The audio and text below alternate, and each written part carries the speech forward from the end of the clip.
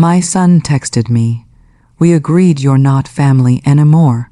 I remember staring at my phone, reading that single sentence over and over again like maybe, somehow, the words would rearrange themselves into something less cruel.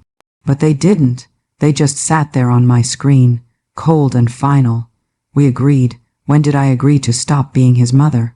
When did I sign some invisible contract giving up 28 years of scraped knees, bedtime stories, school projects, and sleepless nights? I need you to tell me honestly, if your own child sent you that message, would you still keep showing up? Or would you finally step back and let them feel what life is like without you? I didn't reply right away. My hands were shaking too much. Instead, I sat down at my kitchen table, the same oak table where I had fed him mashed carrots as a baby, helped him with math homework as a teenager, and listened to him talk about his first serious girlfriend in his 20s, and I felt something inside me break in a way I don't think it ever had before.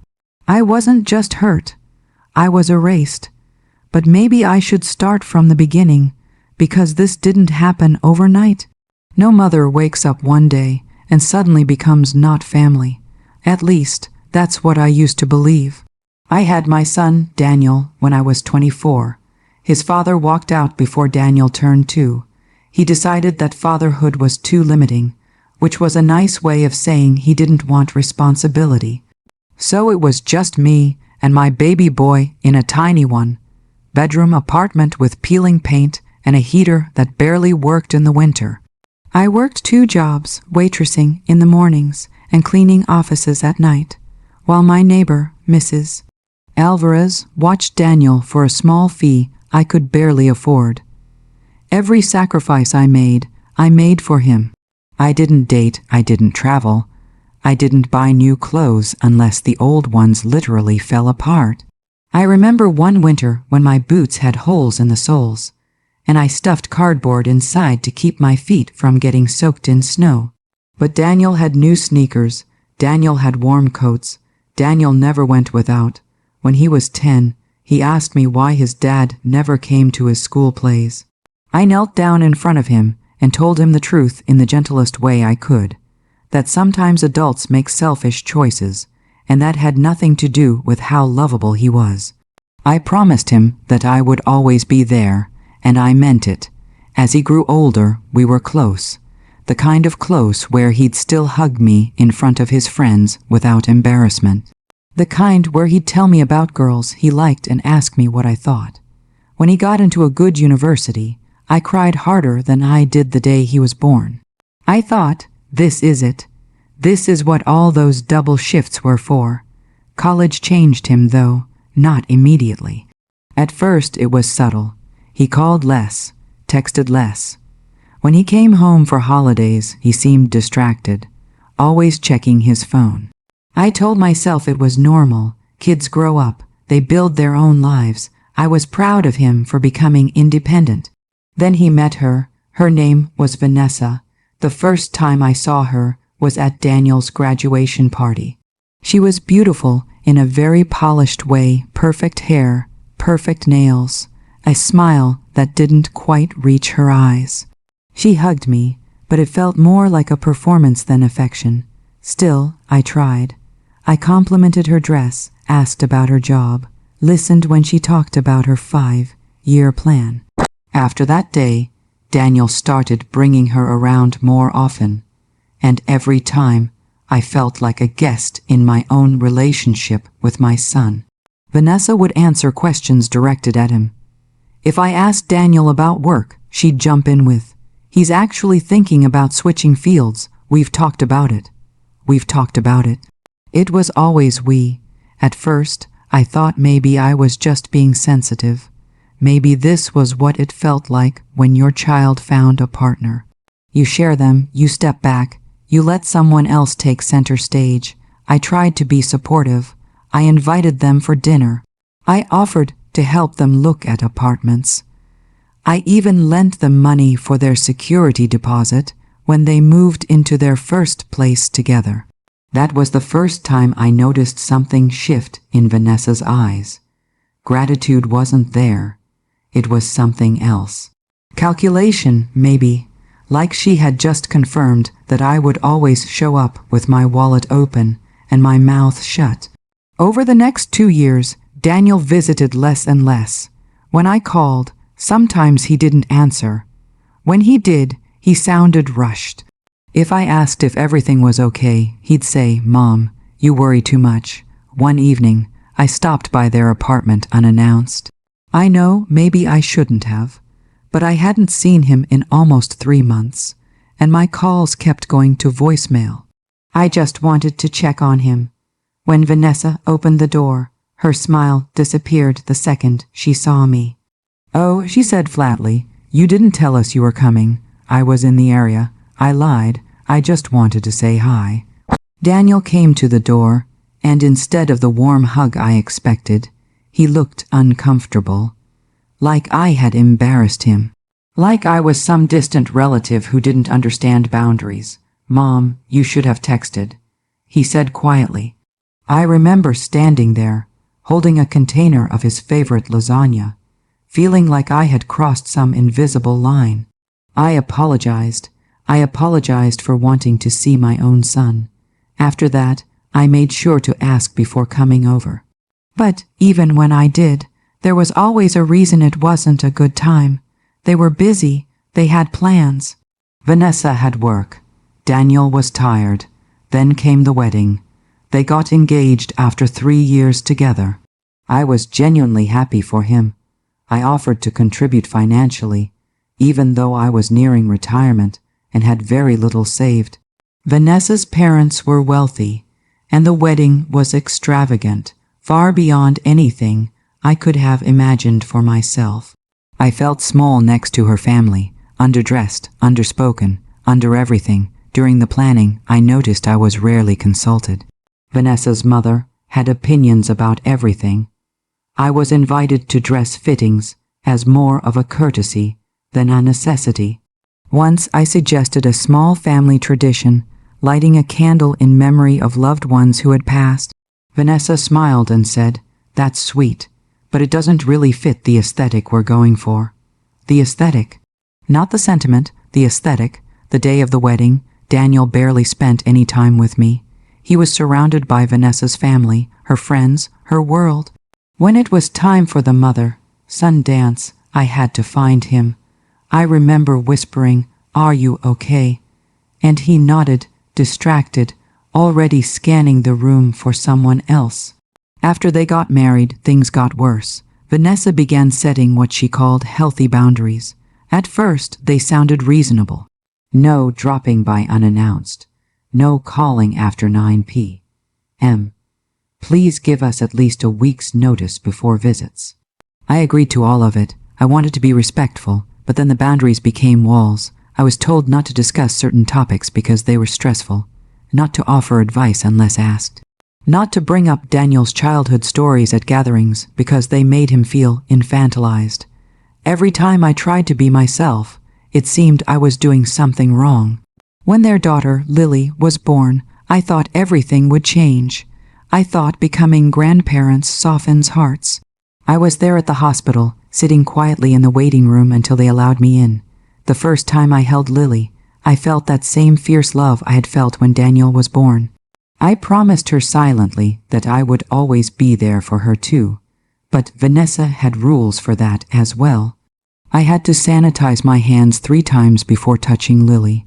I wasn't allowed to kiss her. I could only visit during specific hours. If Lily cried while I was holding her, Vanessa would immediately take her back, as if I were the cause of the distress. Daniel rarely intervened. If anything, he'd say, "Mom, she's just being careful. Don't take it personally. Don't take it personally."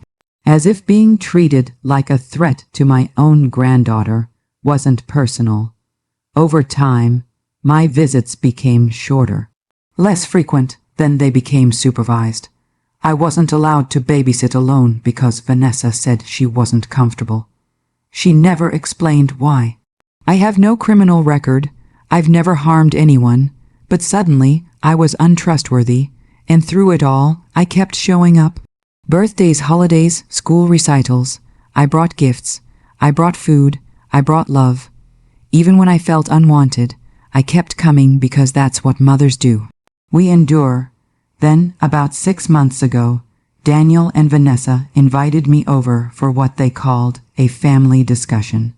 I remember the way Vanessa sat upright on the couch, hands folded, like she was about to conduct a performance review. Daniel sat beside her, avoiding my eyes. Vanessa spoke first. She said that my constant presence was causing tension in their marriage. She said I had difficulty respecting boundaries. She said they needed space to build their own family identity. I asked Daniel if he felt the same way. He hesitated, and then he said yes. He said he felt guilty every time I came over. Guilty for not giving me more time. Guilty for not meeting my expectations. He said my sacrifices made him feel pressured, like he owed me something he could never repay. I was stunned. I had never once told him he owed me. I had never thrown my struggles in his face. I did those things because I loved him, not to collect emotional debt. They suggested a break, a few months without visits, limited contact, time to reset the dynamic. I agreed, even though every part of me screamed not to. I told myself it was temporary, that after some distance, things would settle. I sent Lily birthday gifts by mail. I texted Daniel on holidays. Most of the time, I got short replies. Sometimes none at all. And then, last week, I sent Daniel a message asking if I could come to Lily's school play. It was her first one. I had never missed a single one of his. I didn't want to miss hers. That's when my phone buzzed with his reply. We agreed you're not family anymore. Please respect that. We agreed. I scrolled back through our messages, looking for this so-called agreement. There was none. There was only me trying, me apologizing, me compromising. So now I'm asking you, if your child told you that you were no longer family, would you keep fighting? Or would you finally stop showing up and see if they even notice your absence? Because for the first time in my life, I'm considering doing exactly that. After I read that message for the 100th time, I didn't cry. That's the strange part. I just felt numb, like someone had pulled the plug on every emotion inside me. I put my phone face down on the table and stared at the wall clock ticking above the stove. Each second felt louder than the last. We agreed you're not family anymore. The words echoed in my head like a verdict, but the truth is, if I'm being completely honest with you, the fracture didn't start with that text. It started years earlier, in tiny moments that didn't seem dangerous at the time. Hairline cracks that I kept smoothing over with patience and hope. A week after that so-called family discussion, where they asked for space, I tried to follow their rules exactly. I didn't call, I didn't drop by, I didn't text unless absolutely necessary. Every time I picked up my phone to ask how Lily was doing, I stopped myself. I told myself, this is what they need, don't ruin it, but silence does something to you. It makes you question your own reality. I started replaying every interaction in my head. Was I too involved? Did I give too much advice? Did I make Vanessa feel judged without meaning to? I remembered once suggesting that Lily might enjoy music classes because Daniel had loved them as a child. Vanessa had smiled tightly and said, "We're raising her differently." At the time, I thought it was just a difference in parenting style. Now I wondered if that was the moment I became a problem. 3 months into our break, Daniel called me unexpectedly. My heart jumped when I saw his name on the screen. I answered on the first ring. "Hi, Mom." His voice sounded tired. "Hi, sweetheart," I said, trying not to sound too eager. "Is everything okay?" There was a pause. "Vanessa thinks we need to clarify something." My stomach dropped. Clarify what? He told me that during our time apart, they'd realized the tension hadn't fully gone away. That even when I wasn't physically present, I was still there, in conversations, in arguments, in guilt. "She feels like you're always in the background," he said, like we can't make decisions without worrying about how you'll react. I remember gripping the phone tighter. Daniel, I haven't said anything. I haven't even been around. I know, he said quickly, but it's the history, the expectations. What expectations? I never asked for holidays at my house. I never demanded daily calls. I never insisted on babysitting rights. If anything, I accepted crumbs and told myself they were enough. He suggested we attend family counseling together. Just the three of us. He said maybe a neutral third party could help. I agreed immediately. Of course I did. If there was even a tiny chance to fix things, I would take it. The therapist was a calm woman in her 50s with soft eyes and a notepad that never seemed to fill up. In our first session, she asked each of us to describe how we felt. Vanessa went first. She said she felt suffocated. That from the beginning of her relationship with Daniel, she sensed I saw her as competition, that I positioned myself as the real family and treated her as an outsider. I was stunned. I had never once thought of her as competition. I was relieved when Daniel found someone he loved. I wanted him to have a partner, a life, a support system that wasn't just me. When it was my turn to speak, my voice trembled. I said I felt replaced, that slowly, over time, I went from being Daniel's safe place to being an inconvenience. That every boundary seemed to push me further out instead of creating healthy space. Daniel sat between us, looking torn. He said he felt stuck in the middle, that he loved us both but constantly felt like he was disappointing one of us. He said when Vanessa was upset about me, he felt pressure to defend her. When I looked hurt, he felt guilty. And that guilt, he admitted, made him want distance. The therapist asked him directly, "Do you feel your mother expects something from you?" He hesitated again.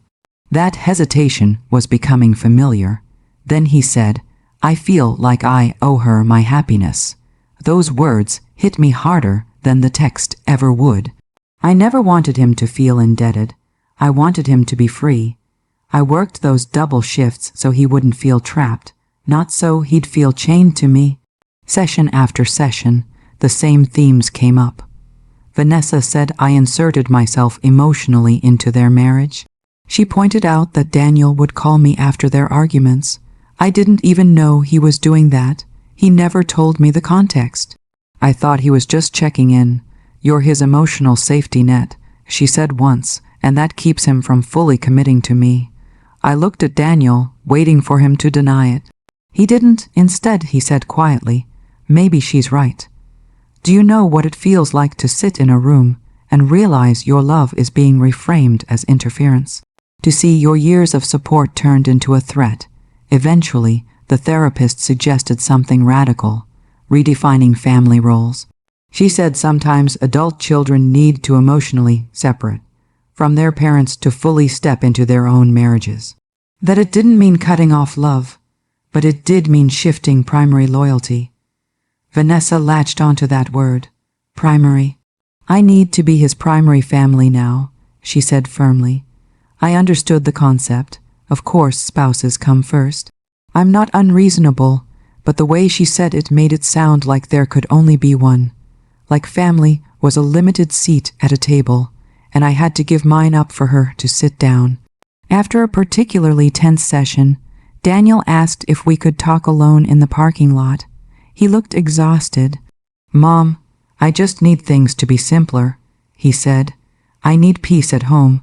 Am I your chaos?" I asked. He didn't answer directly. He just said, "If stepping back helps, can you do that, for me?" For him. Always for him.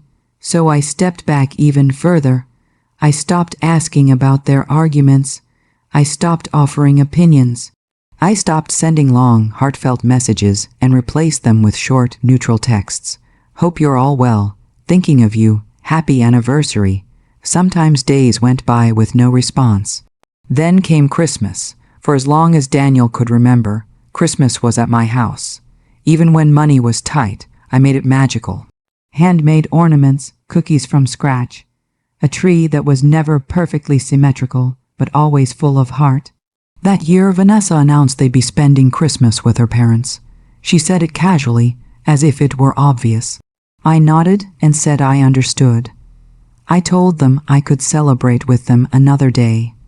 That other day never came. On Christmas morning, I sat alone in my living room, staring at a tree I had decorated out of habit. I had bought gifts for Lily and Daniel weeks earlier. They were wrapped and labeled, sitting under the tree with nowhere to go. I watched videos on social media of families opening presents together. I imagined Lily tearing through wrapping paper at Vanessa's parents' house, surrounded by laughter and warmth. I wondered if she even remembered my face. That was the first time I considered not showing up anymore. Not physically, emotionally, pulling back the part of me that kept hoping. A month later, Daniel called to tell me they were thinking of moving to another state for a job opportunity. Vanessa had family there, better schools, more space. Do you want my opinion? I asked carefully, he sighed. This is what I mean, Mom. It's not about your opinion. I swallowed my hurt. Then I support whatever makes you happy. They moved 3 months later. I helped them pack. I carried boxes. I held Lily while movers went in and out. Vanessa thanked me politely. Daniel hugged me quickly before getting into the car. Visit soon, he said. But once they were gone, the distance felt wider than the miles between us. Phone calls became scheduled. Visits required flights and hotel stays. I offered to come help them settle in. Vanessa said they needed time to adjust. The first time I visited their new home, I felt like a stranger. Lily hid behind Vanessa's legs. Daniel gave me a tour as if I were a colleague, not his mother. I noticed there were dozens of framed photos around the house. Wedding pictures, trips with Vanessa's family, baby milestones. There was only one picture of me, a small one, on a side shelf. That night in the guest room, I cried quietly into a pillow so they wouldn't hear. After I flew back home, the silence grew heavier. Then came Lily's 5th birthday. I asked if I could come. Vanessa said they were keeping it small, just close family. I almost laughed at the irony. What was I? Still, I sent a gift. A handmade quilt I had spent weeks sewing. I never got a picture of her opening it. No thank you call, just a short text from Daniel. Got it, thanks. And now here we are, me at my kitchen table. Him sending a message saying we agreed I'm not family anymore.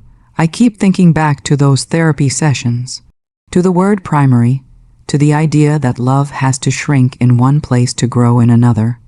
So let me ask you again, if you were in my position, would you keep reaching out? Would you keep accepting smaller and smaller pieces of your own child's life? Or would you finally step back completely and see what happens when the safety net disappears? Because I'm starting to wonder if the only way for them to realize what I meant to them is for me to truly stop showing up. The night after I received that text, we agreed you're not family anymore. I didn't sleep. I lay in bed staring at the ceiling, replaying every moment of Daniel's life like a film I'd memorized by heart. His first steps across our cracked linoleum floor. The way he used to crawl into my bed during thunderstorms. The time he came home from school in tears because a girl said his shoes were cheap, and I stayed up half the night figuring out how to afford a new pair without missing rent. And now that same boy, my boy, was telling me I wasn't family. Around 3 a.m., I picked up my phone and opened our old photos. There was one of him at 6 years old, missing his 2 front teeth, grinning like he owned the world. I remember that day so clearly. He had fallen off his bike, scraped his knees bloody, and instead of crying, he laughed because he thought the gap in his smile made him look cool. I had kissed his forehead and told him nothing could ever make me love him less. Nothing. But apparently, love can be redefined. It can be edited. It can be downgraded from family to what? An acquaintance, a former chapter. The next morning, I did something I hadn't done in years. I didn't text him first. I didn't send a good morning or a hope you're okay. I didn't ask about Lily. I didn't try to clarify the message. I just let the silence sit there between us like a wall neither of us wanted to admit we had built. For days I heard nothing, and here's the part that scared me the most. The world didn't collapse, the sun still rose. The mail still came. My phone didn't light up with frantic apologies. There was just nothing. That's when I realized something painful. I had been the only one fighting to keep this connection alive. I had been the one stitching together torn edges while they were quietly cutting the fabric. About a week later, my friend Farah came over. She's known me since Daniel was a toddler. She's seen me at my strongest and my most exhausted. When I told her about the text, she didn't look surprised. She looked sad. "Why are you still trying to earn a place in your own son's life?" she asked gently. "I'm not earning it," I said defensively. "I'm just protecting it." She shook her head. "You're begging for it." That word hit me hard. Begging, was that what I had been doing? Every careful message, every swallowed opinion, every boundary respected even when it hurt. Was that me begging to stay relevant? I wanted to reject the idea, but deep down I knew there was truth in it. 2 weeks passed, no message from Daniel. No update about Lily. I kept checking social media, even though it felt like emotional self-harm. I saw pictures of them at a park, smiling. Vanessa's parents were there, her sister, her cousins, Lily sitting on her grandfather's shoulders, laughing. The caption read, "Family Day." Family. I stared at that word until my vision blurred. That's when something inside me shifted, not with anger, but with clarity. If they had already decided I wasn't family, then why was I still acting like I was on probation? Why was I still measuring every word, every gesture, as if I could somehow behave my way back into belonging? So I made a decision. I would stop showing up, completely, not as punishment, not as revenge, but as acceptance. If they had drawn a line, I would respect it fully. I stopped checking their social media. I muted Daniel's chat so I wouldn't stare at the empty thread. I packed away the extra children's books I kept for Lily's visits. I even took down the small framed photo of the 3 of us from the hallway and placed it in a drawer. Not because I didn't love them, but because looking at it felt like pressing on a bruise. And then something unexpected happened. I started to feel lighter, not happy, not relieved, but less frantic. For years, I had been operating in a constant state of emotional vigilance, waiting for the next boundary, the next subtle rejection, the next sign that I was too much. Without that constant monitoring, my mind felt quieter, but the quiet didn't last. About a month after the text, Daniel finally called.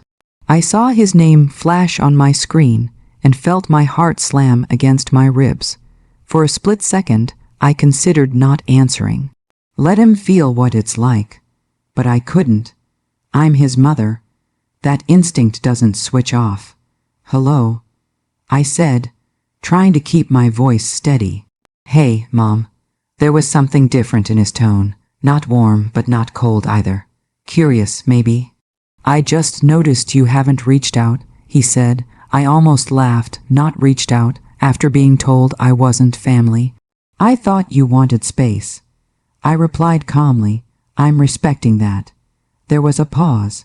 "Yeah, but not like this." "Like what?" "Like you disappeared." I closed my eyes. "Daniel, you told me we agreed I'm not family anymore. I didn't argue. I didn't push back. I'm honoring what you said. That's not what I meant," he said quickly. "Then what did you mean?" I asked, my voice finally cracking. He stumbled over his words.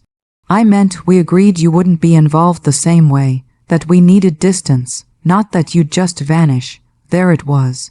The double standard. I was expected to shrink, but not too much. To be less, but still available. To fade into the background, but remain on standby. "So you want me to be what?" I asked quietly. "Close enough to call when it's convenient, but distant enough not to disrupt anything." "That's not fair," he said. "No," I replied softly. What's not fair is telling your mother she's not family and then being surprised when she steps back. We both fell silent. And this is where I need you to really think about something. If you were in my shoes, what would you do next? Would you apologize just to keep the peace? Would you go back to tiptoeing around their comfort? Or would you finally draw your own boundary for once? Because in that moment, I had a choice. I could rush to reassure him, to smooth things over, to reoffer myself in smaller pieces. Or I could stand still. Daniel, I said carefully, I love you. That will never change, but I can't keep negotiating my place in your life. I can't keep guessing how small I need to make myself to fit. He didn't respond right away. I didn't realize it felt that extreme to you, he admitted. That's the problem, I said. You didn't realize. He told me Vanessa had noticed my silence too, that she had commented on how quiet things were, that Lily had asked once, "Where's Grandma?" That question pierced through me like a blade. Lily remembered me, but instead of feeling triumph, I felt grief, because it took my absence for my presence to matter. "So what do you want?" Daniel asked finally. I thought about that carefully. For years, what I wanted didn't seem to count. Now it was my turn to answer honestly. I want respect, I said. Not tolerance, not management, respect. I want to be your mother without feeling like I'm intruding. And if that's not possible, then I need to know so I can adjust my heart accordingly. He sounded overwhelmed. This is a lot. Yes, I said, it is. We ended the call without resolution. No grand reconciliation, no apology, just awareness. After that conversation, I didn't revert back to my old habits. I didn't flood him with messages. I didn't send gifts to compensate. I stayed steady. A few days later, Vanessa texted me directly for the first time in months. "Can we talk?" My pulse quickened. For years, our conversations had been polite but distant. Now she wanted to talk. I agreed. We scheduled a video call for the following evening. I sat at my dining table, the same one where I had first read that devastating text, and waited for her face to appear on my screen. When it did, she looked different, less composed, less certain. "Daniel said you feel disrespected," she began. "I do," I replied simply. She sighed. "I never wanted to erase you. I just needed space to build my own family. And I supported that," I said. "But building doesn't require demolition." She blinked, clearly not expecting that response. "I felt like you were always there," she admitted. "Even when you weren't physically there. Because I'm his mother," I said. "That doesn't disappear just because he's married." We talked for over an hour. For the first time, it wasn't a performance. It was messy, honest, uncomfortable. And yet, despite that conversation, nothing was fixed overnight. Which brings me back to you, sitting here, listening to my story. If your child told you that you weren't family anymore, and then slowly realized your absence left a hole, would you rush back in? Or would you make them earn back the space they so easily took from you? Because I'm standing at a crossroads now. I've stopped showing up. They've started to notice. And what happens next will determine whether I remain a shadow in their lives, or finally become something solid again. After that video call with Vanessa, I didn't feel victorious. I didn't feel vindicated. I felt exposed. For the first time in years, we had spoken without politeness as a shield. She admitted she had felt threatened by how close Daniel and I were. I admitted I had felt pushed out and slowly replaced. But honesty doesn't automatically equal healing. Sometimes it just pulls the wound open so you can finally see how deep it is. A week passed after that conversation. Then, too, Daniel texted more than usual, but the messages were cautious, like he was testing the temperature of the water before stepping in. "How are you? What have you been up to?" Surface level things. I answered politely, but I didn't overextend. I wasn't going to perform eagerness anymore. If we were going to rebuild something, it had to be mutual. Then one evening, Daniel called me again. His voice sounded strained. "Mom, Lily's been asking about you a lot." My chest tightened. "Is she okay?" "She's fine. She just keeps saying she misses Grandma. She asked why you don't come over anymore." I closed my eyes for a second. Children have a way of cutting straight through adult pride and politics. "What did you tell her?" I asked quietly. "I said you were busy." Busy, as if love is a scheduling conflict. There was a long silence before he finally said, "Vanessa thinks maybe we should try a reset." Slowly, there it was again. The language of management. Reset. Slowly. As if I were a malfunctioning system that needed recalibration. "And what do you think?" I asked. "I think I didn't realize how much you did just by being there," he admitted. "It's been different without you. Different, not necessarily worse, not necessarily better, just different." "Daniel," I said carefully, "I'm not interested in returning to a situation where I feel like I'm walking on eggshells. If we try again, it has to be different, not just quieter." He hesitated. "Vanessa's worried things will go back to how they were." "They won't," I said firmly, "because I won't allow that either." That was the first time I heard myself speak with that kind of clarity. For so long, I had been reacting. Now I was deciding. We agreed that I would come visit for Lily's school recital the following month.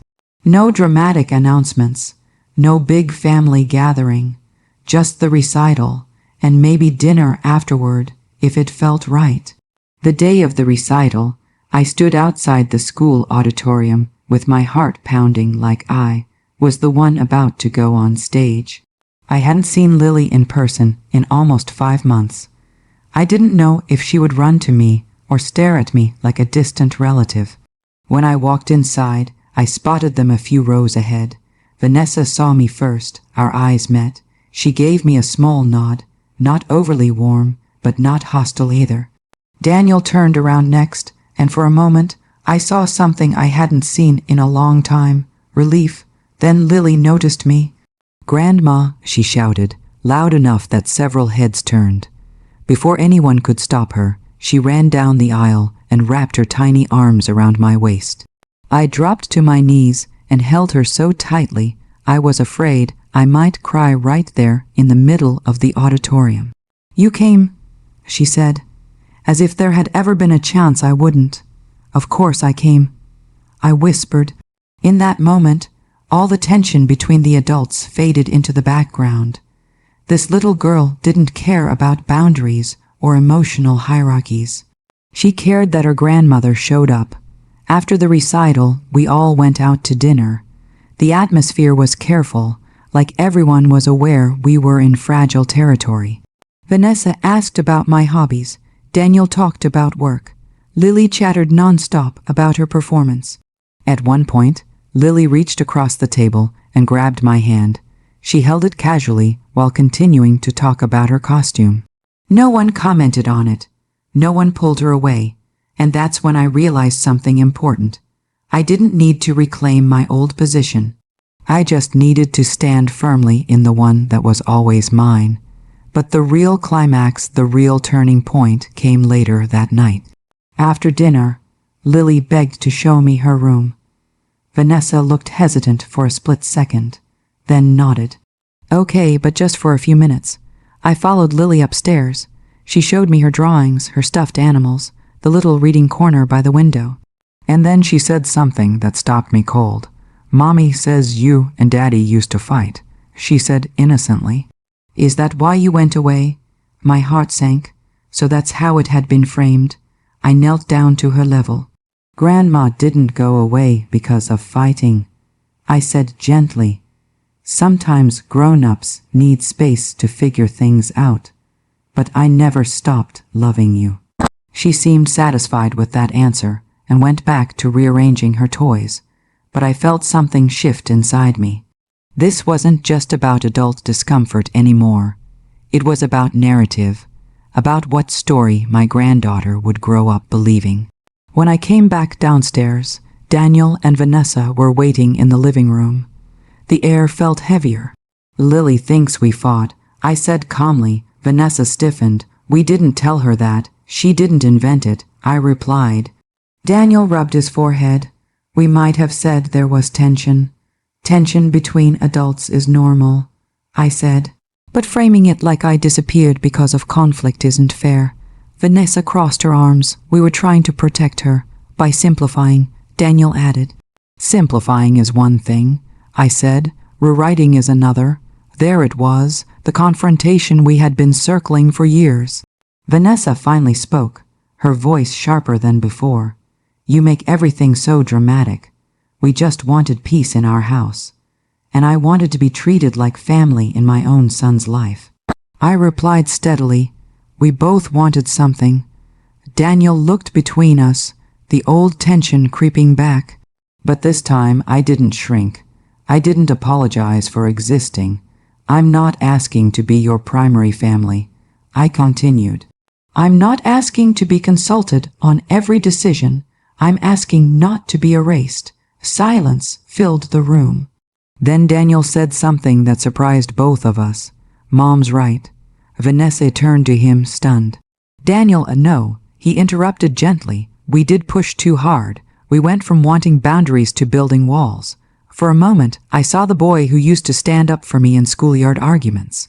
The one who hated injustice. Vanessa's expression softened, but she still looked conflicted. I just didn't want to feel second in my own marriage. You weren't, I said quietly. But I felt like I was being asked to disappear, so you wouldn't feel that way. Tears welled up in her eyes, something I had never seen before. I was scared, she admitted. You two were so close. I didn't know where I fit. That confession changed everything. For years I had seen her as calculating and controlling. But in that moment she looked human, insecure, afraid of not being enough. I never wanted to compete. I told her, there's no prize for most important woman. You're his partner. I'm his mother. Those roles don't cancel each other out. Daniel exhaled deeply, like he had been holding his breath for years. We talked for another hour, really talked. No therapist, no rehearsed language, just honesty. We agreed on new boundaries, but this time they were mutual. I wouldn't overstep into their marital issues. They wouldn't treat me like an outsider. Visits would be planned, yes, but not policed. And most importantly, we would stop using phrases like not family. Before I left that night, Vanessa surprised me. She hugged me, not the stiff, obligatory hug from years ago. A real one. I'm sorry, she whispered. Daniel hugged me next, tighter than he had in a long time. I shouldn't have sent that text, he said. I was frustrated. I didn't mean it the way it sounded. But you did mean it in that moment. I replied gently. And it hurt, I know, he said. Driving home that night, I felt something I hadn't felt in a long time. Not triumph, not defeat, but balance. But here's the twist you might not expect. When I got home, I didn't immediately start texting them good night. I didn't revert to daily check-ins. I maintained the space I had created because I realized something crucial. My absence had forced a reckoning. If I rushed back to fill every gap, we'd fall into the same pattern again. Over the next few weeks, Daniel called more consistently. Vanessa sent pictures of Lily voluntarily, not because I asked, because they wanted to share. And for the first time in years, I didn't feel like I was fighting to belong. So tell me honestly, was I wrong to stop showing up? Was stepping back the only way to be seen again? Because sometimes love isn't about holding on tighter. Sometimes it's about loosening your grip just enough for everyone to realize what it feels like without you. The strangest part of all of this is that the real change didn't happen during the confrontation.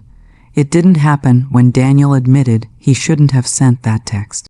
It didn't even happen when Vanessa apologized. The real shift happened quietly in the weeks that followed, when I chose not to go back to who I used to be. For years, I had built my identity around being needed. I was the reliable one, the helper, the emotional anchor. If Daniel had a problem, I solved it. If there was tension, I absorbed it. If there was distance, I closed it. I didn't even realize how much of myself I had wrapped around his life until I finally loosened my grip. After that night at their house, I didn't flood them with affection. I didn't overcompensate to prove I was easy now. I let things breathe. Daniel started calling once a week, sometimes twice, not out of obligation, but because he wanted to talk. I could hear it in his voice. The defensiveness was gone. The guarded tone had softened.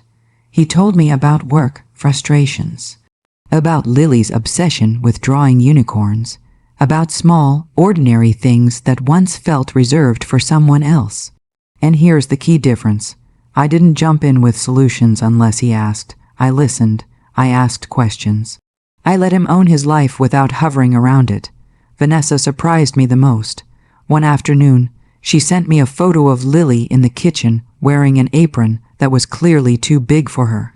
The message said, "She insisted on making cookies the way you showed her last time. Not Lily-made cookies, not we baked, but the way you showed her. It was small, but it was acknowledgement." I replied with a simple heart and tell her I'm proud of her. No lecture. No extra commentary, just warmth. Over time, visits became easier. I'd come for a weekend, stay at a nearby hotel instead of their guest room. My choice this time. That detail matters. Before, staying with them felt like a test of how little space I could occupy. Now, I chose comfort. And strangely enough, that made everyone more relaxed.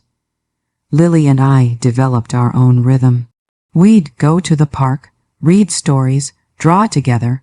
She'd tell me secrets about school crushes and playground drama. I never spoke badly about her parents. I never hinted at the past conflict. Children shouldn't carry adult battles. But one evening, as I was tucking her into bed during one of my visits, she asked me again, "Grandma, you're not going away again, right?" That question still carried a shadow. I sat beside her and smoothed her hair back. "Grandma didn't go away," I said softly. "Sometimes grown-ups need to figure things out, but I will always be your grandma. That doesn't change." She studied my face like she was measuring the truth in my words. Then she nodded and closed her eyes. Downstairs, Daniel and Vanessa were cleaning up dinner. I watched them from the doorway for a moment. They looked like a team, comfortable, united, and for the first time, I didn't feel like I was standing outside their circle. I felt adjacent to it, connected, but not entangled. Later that night, Daniel and I sat on the porch alone. I didn't realize how much pressure I felt before. He admitted, like I had, to choose between making you happy and making my marriage work. "You were never supposed to choose," I said. "But I also shouldn't have been your emotional escape hatch." He looked down at his hands. "I leaned on you too much, and I let you," I replied gently. "Because it made me feel needed. That was the hard truth. It wasn't just Vanessa's insecurity. It wasn't just Daniel's guilt. It was me too. I had tied my worth to how essential I was in his life. When that role shifted, I panicked. "Do you still feel like I don't see you as family?" he asked quietly. I thought about that text, the one that shattered me. The one that forced everything into the open. "No," I said honestly, "but I needed you to realize what it would feel like if I actually believed that." He nodded slowly. It felt empty, and there it was, not dramatic, not explosive, just simple truth, empty. That's what my absence created. Not chaos, not revenge, just a space where I used to be. Over the next few months, things stabilized. Not perfectly. We still had moments of tension. Old habits don't vanish overnight. But now, when something felt off, we addressed it early. No silent resentment, no vague phrases like "we agreed you're not family." And I kept one promise to myself: I would never beg for a place at the table again. If I was invited, I'd come with love. If I wasn't, I'd respect that without shrinking. One day, Vanessa called me unexpectedly. Not a text, a call. "I wanted to ask you something," she said. "Yes, Would you be willing to teach Lily how to sew? She keeps talking about the quilt you made. For a moment, I was speechless. The same woman who once treated my involvement like intrusion was now asking for it. I'd love to, I said. And I meant it. Not as validation, not as victory, just love. The first sewing lesson was chaotic and imperfect. Lily kept tangling the thread. Vanessa hovered for a few minutes, then slowly relaxed and sat down with us. By the end of the afternoon, the three of us were laughing over crooked stitches and uneven hems. That's when I realized something profound. Family isn't a fixed position. It's a living thing. It shifts, it stretches, it requires adjustment, but it should never require erasure. Looking back, that text, "We agreed you're not family anymore," was both the worst and best thing that could have happened. It hurt me deeply. It forced me to confront how much of myself I had poured into being constantly available. It exposed insecurities on all sides, but it also forced a reset that was real, not performative. If I had kept showing up the way I used to, overextending, overcompensating, overgiving, nothing would have changed. My absence wasn't punishment, it was clarity. So was I wrong to stop showing up? I don't think so. Sometimes the only way people understand your value is when they experience your silence. Not because you want them to suffer, but because you deserve to exist without begging. If you're listening to this and you're in a similar situation, maybe as a mother, maybe as a daughter, maybe as someone who feels slowly pushed to the edge of a family you helped build, ask yourself this: are you holding on out of love or out of fear of being forgotten? There's a difference. Love stands firm. Fear shrinks. I still love my son. I always will. That part of me will never change. But now, I love myself enough not to chase a place that is already mine. So tell me, was I wrong? Would you have done the same? Or would you have kept fighting, even if it meant losing yourself piece by piece? If you were on my side, like this video, if you think I should have handled it differently, tell me in the comments. I genuinely want to hear your thoughts. And if you want more real, messy, complicated stories like this one, make sure you subscribe. Family isn't always simple. Sometimes it breaks before it bends, but sometimes stepping back is the only way to rebuild something stronger. I'll see you all in the next story.